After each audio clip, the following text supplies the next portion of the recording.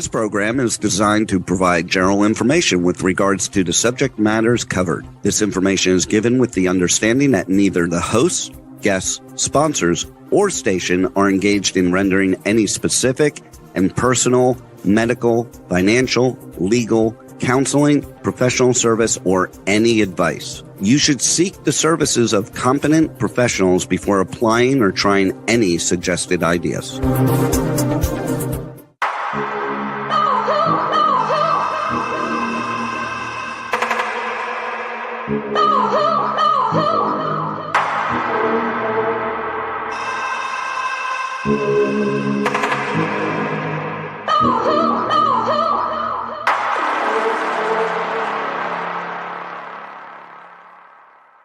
Good morning, True Seekers and True Crime Junkies. Welcome back to another episode of Hit the Road Jack, Finding the Zodiac. I'd like to welcome to the show today Nolan Del Campo. Good morning, everybody. Good morning. And Harriet Suchet. And I'll say good morning, everybody, too. It's so good to hear from you. Every day is a blessing. I tell you what, Harriet, after what you've been through. Oh, my goodness. Yeah, I'm one-handed again, so my right hand has got an IV thing in it. Anyways, let's continue with the show, because it's still a great week. Yeah. Okay, well, I guess we can just climb right on into it. I actually had some interesting news I wanted to share first. I just found out that a girlfriend of mine who was facing a liver transplant had a MELD score of 40, which if you don't know what a MELD score is, it relates to your liver toxicity, its ability to filter toxins and poisons out of your body. And basically she had nearly died, basically, in my mind. Seeing her, I thought without a liver transplant, she was going to pass away. But I have followed the path and the line of healthy food and eating food that eats what it's supposed to eat, not what we farm feed it. Pasture-raised, grass-fed, all organic, natural, the best sources of food that you could possibly have. And my girlfriend finally took the concept within the last couple months and decided to strictly eat the Dr. Gundry plant paradox diet, in which case her MELD score had come from 40 down to 22. Now, healthy livers are 7 and below. So she's still about 15 points away from being back in a healthy state. But here's to livers being able to heal and kidneys being able to heal as long as you're providing your body with the right food source. So I like to promote Dr. Gundry as much as I possibly can in efforts to show, America as a whole that majority of the food that's on our store shelves are really causing us the issues, the medical headaches, and all of the diseases and disorders that we're facing. So that's the first miracle I've seen come from Dr. Gundry's book. So I really just wanted to kind of share that with people. She's actually afraid now they're going to take her off the transplant list because her numbers are so low. But to me, that seems like a good thing, not to have to suffer a surgery on top of, getting well, because that could also set her back as well. I mean, going under the knife, that's a stress on the body. The medications that's going to take for her body to adapt to a strange liver, all of the things that could cause complications in the long run as well, when if she can simply heal her body through the natural act of eating food that is good for your body, is probably the best way to do anything. Anyways, yay, Dr. Gundry. It's a great story. It is. I'm so excited. What's that? If it works, as the saying goes, if it ain't broke, don't fix it. So, well, the problem is she, and I've been telling her for quite some time. So she's had liver issues for over a year and a half. They diagnosed it as Gilbert syndrome. My daughter has the same thing. Her children have been diagnosed with it because she has it and her husband has it. The kids are now carriers of it, which means that their livers do not process. So I started to wonder whether or not that diagnosis was just something that they've used to label an issue, which is really food related, versus versus figuring out what it is. Let's just throw some drugs at it. We know Western medicine is great for that.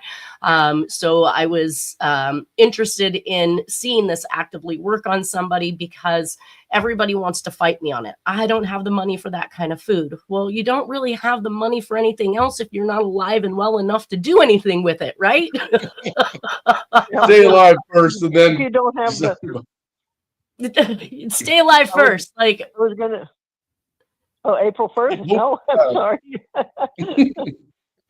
Yeah. No, if you, I think the argument is if you think you can't try to scramble to afford, if that's the case for her or anybody in that position, if you can't scramble to afford the foods, just think what's happened with the liver transplant. And, your insurance doesn't pay for all of it, and you're trying to scramble to pay for all that. Exactly. Yeah. Medical costs seem to be, we pay more in medical costs than we pay for our food in the United States. Whereas in China, they pay more for their food than they do for their medical costs. So that's kind of living proof right there that based on what you're collectively eating and putting into your body really determines how much time you're going to spend in the hospital or being affected by diseases and disorders that are going to cost you that kind of money. So we're just a little bit backwards here. Yes, they do. Yes, they do. Oh, I was really kind of excited to hear that they're trying to stop the advertisements of Big Pharma on TV. Have you guys heard about that? No, I have not. Yeah, we get free cable where I'm at, and it's every other commercial. It's disgusting. Well, we're not going to name the products. Right. And, I like the side effects of all those drugs. That's what's even scarier. Like, try to sell that to me because diarrhea is like the number one reason I'm not going to take something. And if you tell me that that's a potential symptom, it's likely I am not going to take it. Chance of stroke or heart attack. Yeah, all of these. Uncontrollable belching. Well, all of that is your immune system that is very agitated and upset. So that's why I say if I see that it's going to cause me diarrhea, I'm wrecking my immune system by putting that into my system. So no, thank you. I'll leave it alone. All right, back to our little our presentation here. We're hopping back into, it looks like August 21st of 1981. Alton Francis Hannes on Highway 59, 1/10 of a mile north of Roman Forest, New Caney, Texas, is our first murder back. Orange, it says that involved was an orange 1979 truck parked on the northbound shoulder of Highway 59 with a Chevrolet possible brand, dark colored truck with a small camper shell parked in front of it. Body of a male was observed lying on the roadway next to the orange truck as the truck with the camper shell drove away. Now, we know that Jack drove a blue truck with a camper shell in circa 75, 76. I don't know how long he had that particular truck, but interesting that they are commenting on a dark colored truck with a small camper shell. It shows that the individual was shot multiple times during what appeared to be a robbery. I don't know why I equated this to a long time Jack method, other than the fact that Dennis believed that Jack was robbing victims and taking their jewelry or so forth to Nevada, selling it or melting it down and selling it. Is that your recollection, Harriet? Yeah, I believe that was a few of his stories when he would talk about the Zodiac, when he lived in Lower Lake. So that was at his timing. He would say, I'm only going to do the cases when I decide to talk about it, which was often. Gotcha. I think the robberies were incidental to the killing. Right. And a lot of times he would do things to make it look like a robbery. But well, he would also take... Yeah, go ahead. No, go ahead. Yeah, just like he would take things from one crime scene and leave them at the next crime scene as links to show the trail, just to mess with the cops and whatnot. Right. And it depends on what series of crimes we're looking at, because when we go all the way far back as Black Dahlia, we saw that robbery wasn't the motive. You know, there was money laying around that wasn't taken. There was valuables in the premises that weren't taken, that they attempted to make it look more like it was a sexual attack versus a robbery. But we have seen other crime sprees like the Santa Rosa hitchhiker murders, where jewelry was taken and items were taken, like Nolan mentioned, that was planted at the next crime scene, and so on, kind of rotated through. And the Zodiac talked about leaving his clues. So we go on to show here that it is possible that Jack and Nora split at the end of 1981. I know that Dennis actually states that it's 1982, that Jack went back to Texas, while Dennis and Charles, who was 14 years of age at the time, moved into an apartment in Fair Oaks, and Dennis's younger sisters went to live with their father in Michigan. So now we've got, you know, the girls going back to Michigan, and Nora is back in California, and Jack is in Texas in 1982. So I'm kind of playing around with this thought or idea that we're starting to see murders in Texas. And while I know that Dennis's recollection is pretty close in lots of areas, just not necessarily hitting on the precise time in which Jack and Nora split up. Because again, he's still young, he's not paying attention, and he's probably going off of, you know, key things like when he had explained to me that Jack was with him during Christmas of 1996 when John Benet Ramsey was killed. And we found out that Jack had literally left the family in California when they were vacationing. He took off and left them there and was gone for more than 30 days. That was not something that Dennis remembered, but what he cued in on and what he remembered was that it was during the holidays, and that meant that Jack couldn't have been part of what was going on because he knew that Jack was with them. And then we subsequently found out through Nora's diary that Jack had left for over a month. So I do give some leeway for that time. And the other side of that too is that it's common for Jack to actually go back to Texas to visit his mother during summer times and holidays and things of that notion. So August 21st of 1981, I would still state that there is a possibility that Jack could be responsible for this particular murder, but we now know that he's going to end up shortly back in Texas. We did have another Florence, Italy couple's murder on October 23rd of 1981.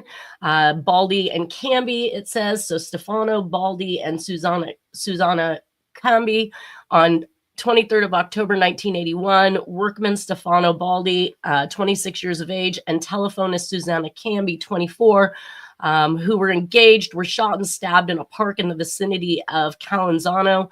Cambi's public area was cut out. Oh, that got interesting all of a sudden. So the female's pubic area was cut out like Danuccio's. An anonymous caller phoned Cambi's mother the morning of the murder to talk to her about her daughter. A few days before the murder, Susanna had told her mother that somebody was tormenting her and even chasing her by car. All right, well, yeah, well, that just led me right back to Black Dahlia, which is interesting that I decided I would even delve back into that particular statement as we climbed into this today. But cutting of the pubic area is basically what we saw with Black Dahlia. Right. And Black Dahlia didn't occur in a vacuum. There were several other young women killed around the same time. And back to the relation back theory, a lot of the locations where the murders took place and the names of the victims related back to certain things that happened with the Chicago murders, or the lipstick. Is that what they were called? The lipstick murders? Correct. Yes. And there's a lot of links between the murders around the Black Dahlia era and the ones that occurred just prior to that in Chicago. 100%. And I didn't actually read, obviously, this, and this is the first time we've seen several of these Florence, Italy couples murders. Now they're saying like Danuccio's. So I'm going to have to go back and look at Danuccio because I don't recall seeing that the pubic area was cut. So this is new information for me, but it does throw it right back into the realm of these types of individuals that are doing this to people. I mean, I don't understand the need for cutting the pubic area, but also to say that they were shot and stabbed seems like overkill, honestly. Yes. See, really This sounds sadistic a lot. person did that. Or people. Right. It may not just been one person. Right. It, Go ahead, it Harriet. sounds a lot like. Oh no, I was going to say, and Robert Graysmith has a book on I'm this. having a hard time hearing Sounds a Harriet. lot like Jack the Ripper. Jack the Ripper Right. seems to be the first sensational murderer. All kinds, and I was like, oh yeah, that's right. That Graysmith came out with a book, but he would. That's something that the Ripper would do. And then you got the Venuccio, and you got, So I'm interested to find out what could be the real reasons why these people met the demise. It always has a political thing. Right. Right. Well, and they look like they're definitely well-to-do. I'm looking at this picture of her here in her fur coat, and he's wearing a suit jacket. I mean, these obviously aren't your lower levels of society if they're dressed like this and having photographs taken, because that was something that you had money to be able to do or have. Yeah, So they who look knows? affluent for their youth. People that young Exactly. usually don't dress that Yeah. way. Yeah, that's my thought. All right, so on November 28th of 1981, Joan Webster in Boston, Massachusetts. I wrote that I wanted to research this because we had, let's see, slide 755, 50 megahertz screech, Cambridge, Massachusetts letters, Cipher, Massachusetts. Do you know about Joan Webster in Boston, Massachusetts? Harriet? I think I just did that one. No, that's, anyways. Oh my God, the one who ended up disappearing after flying home for the holidays for November. Is it November 1981-ish? Yes, November 28th of 1981, and I don't have any information on her. Yes, So I got plenty. I just did that one about a month or so ago. I think before I got in here. Yeah, or at the same time. Anyways, that ended up being that Jack and his crew apparently knew about that one, and it's Robert Abel. The description of the man with the beard, it's exactly Robert Abel, 1981. Was very troubled, and very, very troubled. She was a Joni Mitchell fan who was the arch enemy, according to what I've read, of oh my God, Janis Joplin. So it's like a really weird reason that he went after her. But I think Jack was the taxi driver that was trying to get this woman not to get into the car with the man who fits the description of Robert Abel. Oh, so it sounds like you have some information on this particular murder. So where was she flying from? Definitely. She was coming home, and she's from the New Jersey area. It's in the Santa Claus card information. I decoded all of that, and so she was to go home and then go back up to Harvard. And she meets some guy that they possibly knew, which was because their family was in the aerospace telephone business. Really interesting. And one of the family members is linked to giving money to the re-election campaign for Nixon. So there's a lot of information on them. But all right, well, maybe we'll have to come back and revisit that. I'll have to figure out what it is that you have, and I'll have definitely. to. I put it here. I couldn't figure out why, and I didn't really know what I was looking for, and it's to me like I was looking for you. He's connected. He's definitely connected. Jack has plenty of information on that, and put that through in that Santa Claus card. And you mean the Santa Claus card? Which one is that?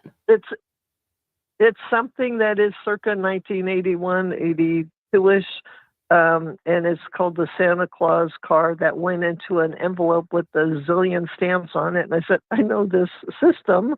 And You can find it on one of our competitors' website, Zodiac All right. stuff. All right. Well, I will hit you up Anyway, about it. I'll And send it yeah, to you. if you have it and you want to send it to me afterwards, then we can revisit her. This is taking us back on Yeah. December 21st of 1981. 35-year-old Kenneth Wayne Kugler, East Hammond Drive, Porter, Texas, shot multiple times with a .22 caliber weapon. Question as to the number of suspects. 1983, Kugler's wallet was found near the Peach Creek Bridge on Highway 59 in New Caney, Texas. I wrote tie together. New Caney and Peachtree was the most recent address used in a communication from the last crime spree in Atlanta, Mhm. Georgia. So I feel like New Caney, we just, New Caney, Alton Francis Heinous. Highway 59, 1/10 mile north of Roman Forest, New Caney, Texas. So we've got something that's cross-referencing each other here. That where one victim was killed, the wallet is now found on Peach Creek Bridge on Highway 59 in New Caney, Texas. So very, very interesting. So we're going from Porter, Texas to New Caney, Texas, but it seems to be a crossover.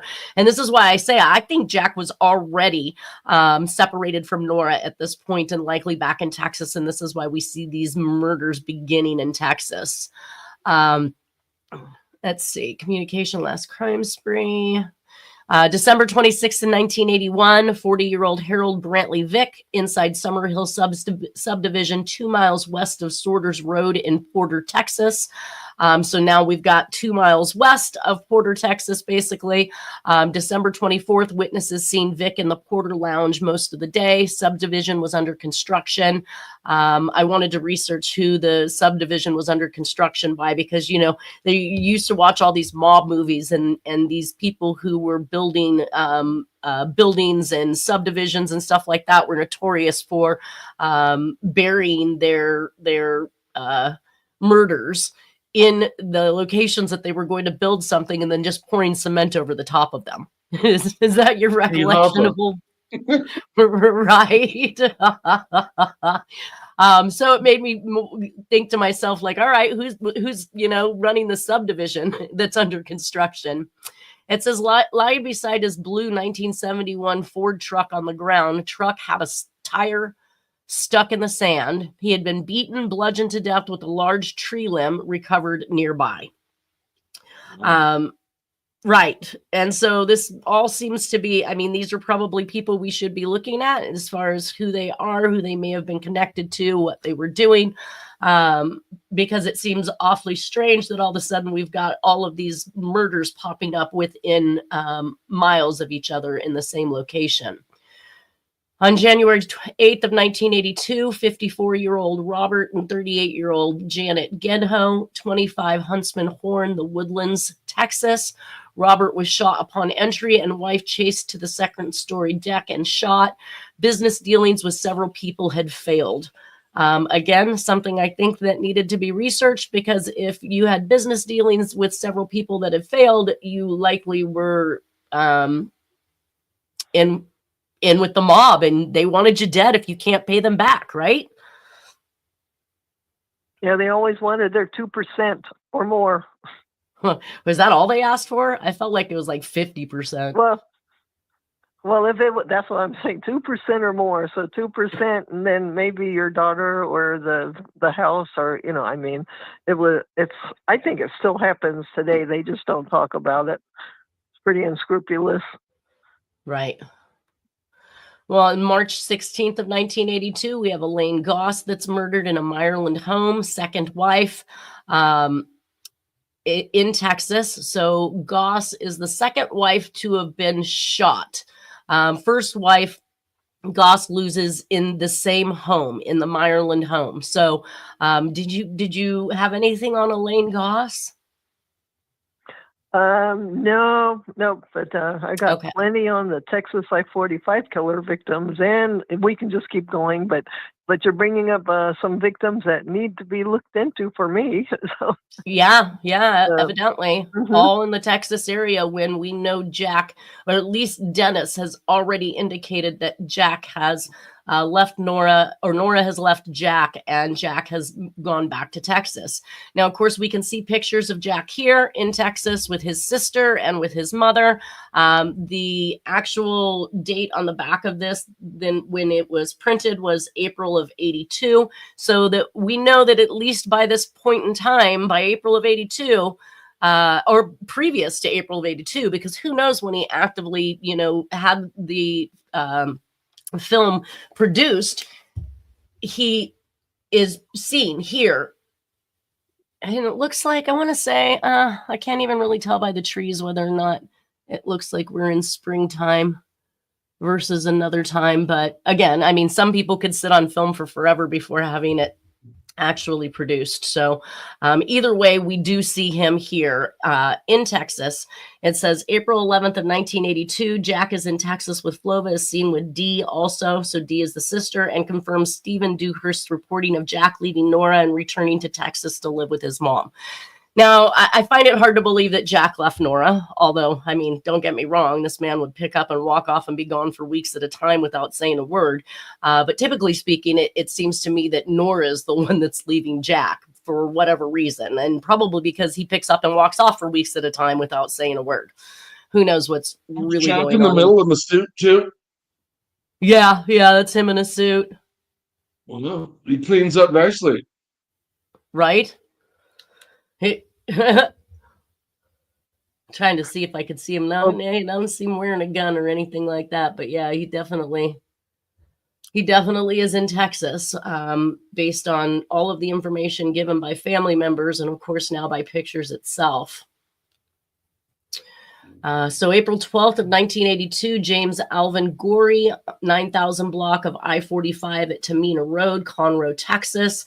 It's a drive-by shooting while the victim was at the place of employment. I don't have much more information on him than that. June 19th of 1982, Antonella Migliorini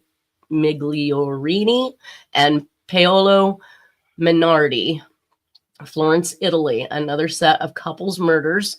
On 19th of June, 1982, mechanic Paolo Minardi, 22, and dressmaker Antonella Migliorini, 20, were shot to death just after having sex in Maynard's car on a provincial road in Montespertoli. Well, I'm getting a tongue workout today. This time, the killer did not have the time to mutilate the female victim, as the road was relatively busy. Several passing motorists had seen the car parked at the side of the road after its interior light had turned on. Minardi was still alive when found, but died some hours later in the hospital due to serious injuries. Minardi is believed to have heard or seen the killer approaching and attempted to drive away, only to lose control of his car and drive into a ditch on the other side of the road. Another reconstruction of the events suggests that after shooting the couple, the killer drove Minardi's car for a few meters to hide the vehicle and the bodies in a woodland area nearby, only to lose control of the car and abandon it in the ditch, where it was discovered by motorists only a few minutes later. That would be interesting if the killer not only shot them, but then tried to hop in their car, drive it away, and then has to make it back to his vehicle or wherever it is that he is. It seems odd. Maybe the first story was true, that Minardi tried to escape being shot while he was being attacked and drove off. He was too badly wounded and lost control of the car. Yeah. July 1st of 1982, 22-year-old Tamara Ellen McCurry disappeared in Galveston, last seen getting into a yellow or orange van. So again, I want everybody to remember that we're now literally almost through an entire year. So we're in July of 1982. We saw the murders pick up in October, November of 81. We have reports that Jack is not in California anymore, that he is in Texas. We're not seeing any murders in California. We're just seeing murders in Texas at this point, where Jack is purportedly known to be. August 17th of 1982, Hirsch Friedman car bombing. So the Atlanta attorney I wanted to research. This is an Atlanta attorney. He's a casino owner in South Lake Tahoe. It says several agencies joining to probe Friedman blast.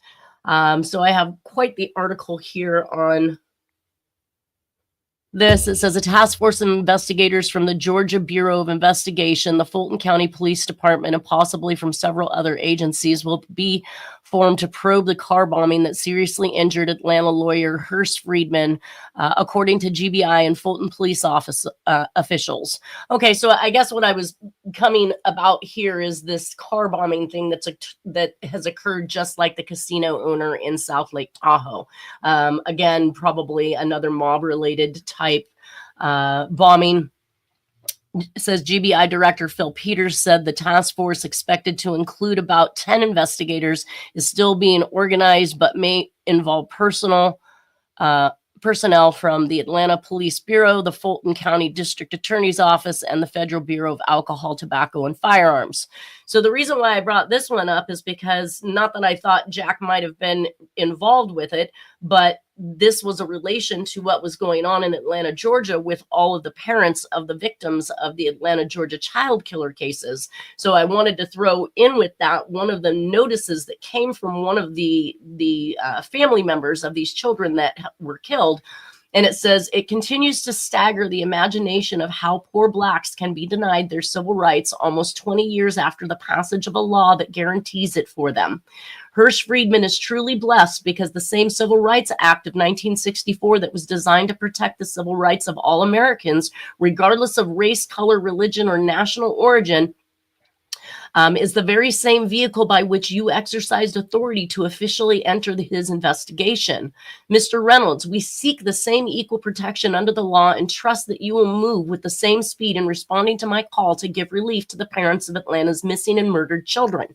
So they're basically saying one white attorney receives more dedication from law enforcement in trying to determine who killed them than 26 Black children from the same area.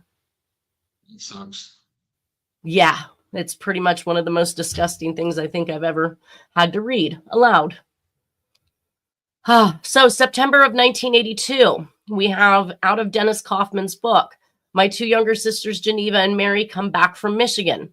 The apartment that we were living in was too small for all of us, so we rented a 3-bedroom house in North Highlands. November of 1982, it says, Jack comes back from Texas and moves back in. January of 1983, Jack gets a job as a security guard. He would be placed at a big computer plant, Hewlett Packard, in Roseville, California. That is extremely interesting because we see, let's see if I can tell how many more. Yes, we have one last. So he says that in November, let me quote this correctly. November of 1982 is when Jack comes back from Texas. The last murder in this series in 1982 in Texas is October 2nd of 1982. Gloria Ann Stefan, Alford Road, Magnolia, Texas, and was found in a gravel pit, strangled with a ligature and stabbed to death, last seen at a convenience store in the 13,000 block of North Shore in Houston, Texas. Her 1975 light blue Plymouth station wagon was found on October 3rd, 1982 along Highway 290 in Kerrville, Texas. Now, let me remind everybody what type of cross connections this particularly has. If we go all the way back as far as Black Dahlia, we had what they called the Magnolia murders. This is happening in Magnolia, Texas. Whether or not that was meant to be some type of a cross connection or not, the gravel pit is definitely something that we have seen in many of the murders that are, when I think about gravel pits, I think about, again, mob, a place to bury a body, many of the murders and drop points for lots of victims. It says that she was last seen at a convenience store. We know that Laura Miller, Tim Miller's daughter, was also taken from a convenience store. Again, this is out of the Houston area in Texas, and this vehicle being moved to Highway 290 in Kerrville, Texas. It's something very similar to lots of the murders that we saw in the Black Dahlia realm and many more, where the suspect, if we went all the way back to Texarkana, Phantom murders, we'd see the same thing. There, the killer had actually taken the vehicle and moved it to another location a few miles away, which means he had to ultimately find his way back to wherever his first starting point was as well. But to take note that October 2nd is where we see that stop. And then we hear from Dennis that October of 1982, Nora and family moves into a 3-bedroom house in North Highlands. November of 1982, Jack is said to have returned from Texas and moved in with Nora on Auburn Boulevard. So I'm just putting this information together. While Jack's in Texas, these murders are occurring. Now we're going to see those murders actually kind of take a sidestep to the fact that Jack is back in California. And he states that Jack is back in California in November. We see our first murder back in California on November 15th of 1982 with Deanna Johnson. Dennis and I actually had some personal hands-on experience with this particular victim's friend. We had spoke with her. We had gone out to a location where they believed that it was possible that she had been killed. We had poked around. We had looked at a lot of things. Needless to say, I did feel that it was prudent to actually put this into the PowerPoint presentation. And this wasn't because at the time I knew that Jack had moved back at this particular time. This was literally because it was a murder that seemed to have fit the bill. So basically, Deanna Johnson kidnapped in Vacaville, California after leaving a party to walk home. She had blunt force trauma to the head. She was found near railroad tracks on Elmira Road, close to Travis Air Force Base. She was wrapped in a sleeping bag. And this particular murder was one that I could clock on the murder map from Sandy Betts. So a couple things. Railroad tracks have played huge into these crimes. If you've not heard all of the different drop-offs and locations, blunt force trauma is definitely something we know. Wrapped in a sleeping bag, obviously to conceal the body for as long as possible. But again, Jack is back in California, and we see our first murder in over a year in California. 1983 to 1990, Jack and Nora are living in Roseville, California on Kirby Way. Jack gets a job with Hewlett Packard as a security guard. Per Dennis's book, Nora calls Jack's work, and his boss said he went home early. Jack finally arrived home, and when questioned, Jack tells Nora he had to work late. Nora knew he was lying, but thought he might be cheating when he could have been killing. And that caused a fight. So I think that, again, we just got done talking about how Jack could up and, disappear and be gone. He obviously has no problem with lying. Usually he just says, peace, I'm going to go get some cigarettes, and just doesn't even come back. So to find out that he is literally not telling the truth to Nora when he is supposed to be working is insane. But even more so, he's gotten this job after actually, I think we're actually going to come up to it next. So before I say it, 1982 to 1985. This is Dennis Kaufman's book once again.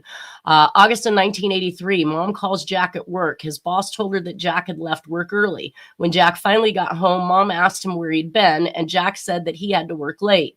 He didn't know Mom had talked to his boss. Mom knew he was not being truthful. She thought he was seeing another woman.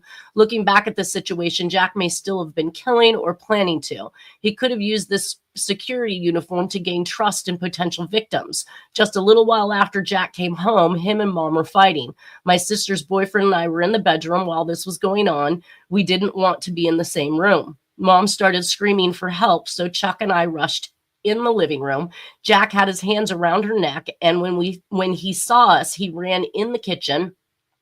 We were making sure Mom was not hurt while Jack was in the kitchen, and we looked up, and Jack has a pan of boiling water. Jack flung the hot water towards us, and I managed to dodge the water, but Chuck was not. Chuck screamed and ran out the front door. Mom was right behind him. I went into the bedroom where my younger sister was. She was 8 months pregnant. While I was in the bedroom with Mary, I heard Jack say, "Let's see who is brave now." I knew at that point that he had gotten his gun. I ripped the screen out of the window and helped my sister outside. I had just made it out when the bedroom door opened. It was Jack, and he was pointing his gun. If anybody would have been inside, I believe he would have shot them. We all went to Chuck's parents' house, and Mom called the police and told them what had happened. A few hours later, Jack was arrested and charged with assault with a deadly weapon, and eventually Jack was able to have the charges reduced to a misdemeanor.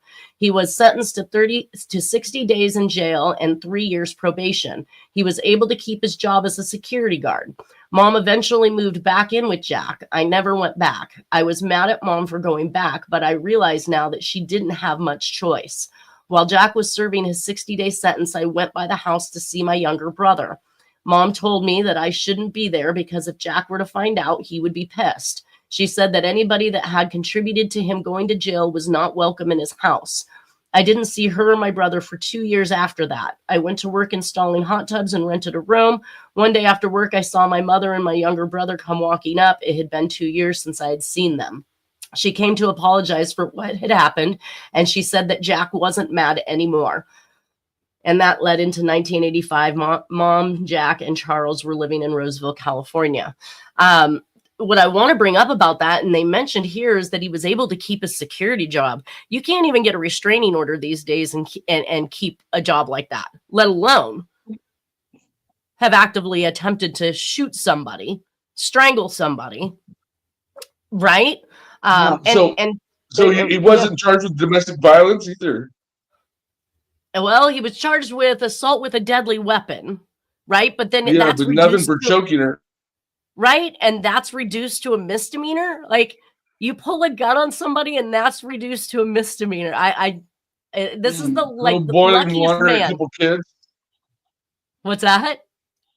And fling hot boiling water at a couple kids. Right?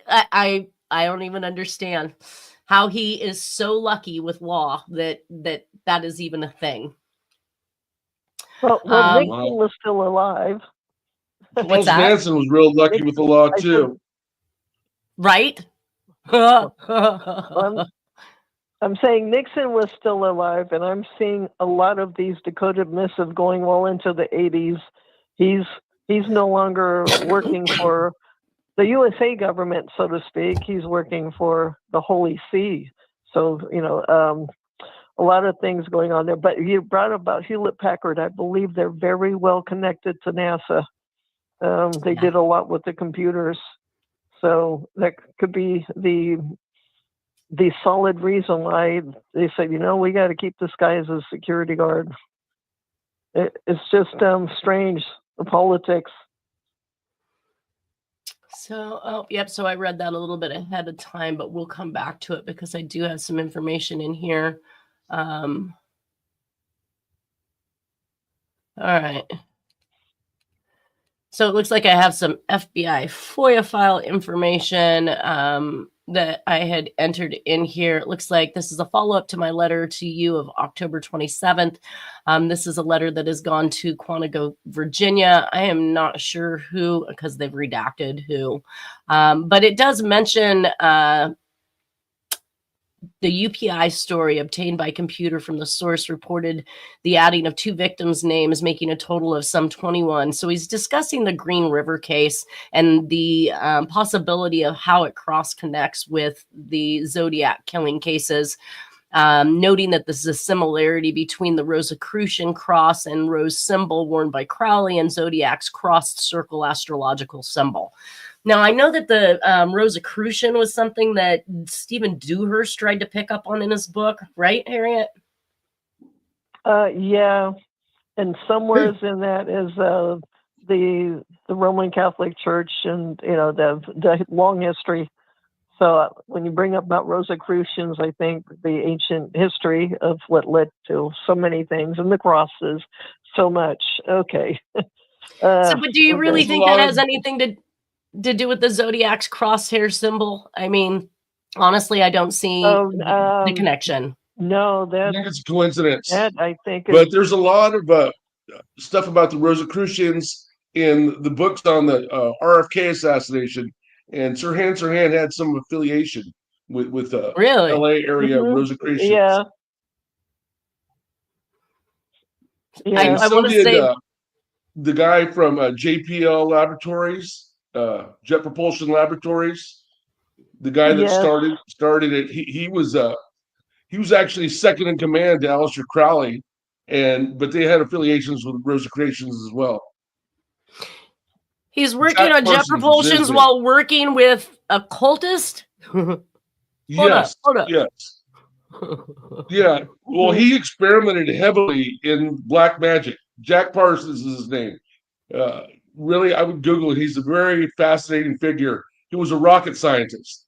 He started, and everyone thinks JPL doesn't stand for jet propulsion because they were working on rocket propulsion, not jet propulsion. They think it stands for Jack Parsons Laboratory. So, fascinating individual. And so Jack Parsons an explosion at his house. Really? In Pasadena. Yeah. Pasadena, California? Yeah. Wow. Well, so maybe there is some type of tie-in here. I think that the reason why Stephen Dewhurst had mentioned Rosicrucian is that he thought the symbol on a ball cap that was found in a picture or in an unprocessed film that Jack had, he believed was a Rosicrucian symbol. But when I read it, it looked to me to be University of Las Vegas Rebels. So I was kind of, I was a little off on that one as far as what his belief was. I would have to go back to his book to see what it was that he thought Rosicrucians were involved with, but he has somehow linked Rosicrucian, just like this individual has back in 1983. See, another one, December 23rd of 1983, it says, "Dear Sir, the timing of the disappearance of a possible Green River killer victim, Kimmy Kai Pitzer, aka Reichs, 16 of Bellevue, Washington, possibly could fit the Zodiac pattern. She reportedly was last seen in Seattle." So I think that we've cleared this now, obviously, knowing that the Green River Killer has been caught. It does not mean that they are not part of a group and that there weren't multiple people involved. Just there's obviously some heavy connections or cross connections that can be made between these crimes and murder sprees. Let's see. Dear Sir, so December 30th of 1983, the decapitation and mutilation of a young woman, including attempted removal of her heart in a ritual homicide near San Francisco's Golden Gate Bridge this week, certainly smacks of the Zodiac. So do we know who this one is, Harriet? No, but it's probably out there for me, but I know Robert Abel had a tie to the Bay Area briefly. Yeah. Through some of his people that were connected at Stanford. So it's just that's a slight possibility. He was that macabre. He would be butchering people, taking off hands, everything. So we don't want in case people are eating. So my numbers are out of okay, and my FOIA files are out of order here. So I'm showing a communication for December 30th of 1983. It means we're likely about to come up on this actual murder because it seems that this is chronologically out of order. Let's see. Dewhurst believes January of 1983, Jack is said to begin a lengthy career with Hewlett Packard in Roseville, California as a sergeant on the security team contracted through Pinkerton Security. This is the first real job Jack has had for quite some time. January 15th of 1983, 70-year-old Lee Leslie and 57-year-old Raymond Mitchell on the 27,000 block of Dry Creek, Magnolia, Texas. Both men had been known to meet other men in the Houston area and welcomed them to visit in Magnolia. Lee in the closet of the northeast bedroom and Mitchell in the closet of the southeast bedroom. Both had been beaten and stabbed to death. Lee's maroon 1978 Pontiac was missing. Car found February 8th, 1983 in the 1900 block of Indiana Street in Houston. And January 20th of 1983, FBI receives word from a psychic that the Atlanta, Georgia murders are related to the recent Tampa, Florida murders, which the FBI found did occur. I noted I was going to need to research that, so we're going to end that here because we're down to our last few seconds. Is there anything that either of you would like to comment on?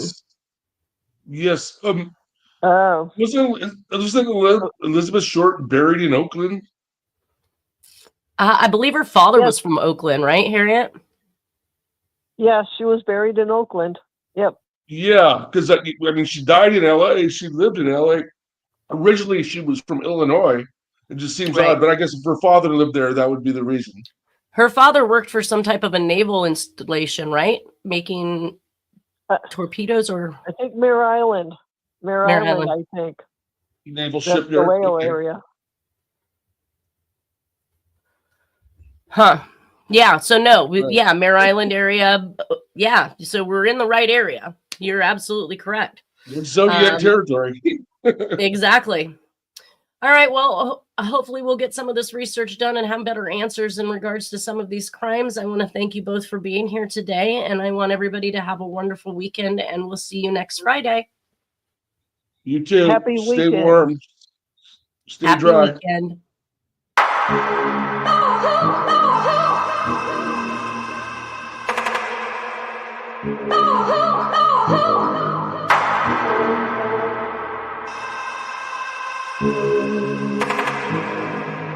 Oh,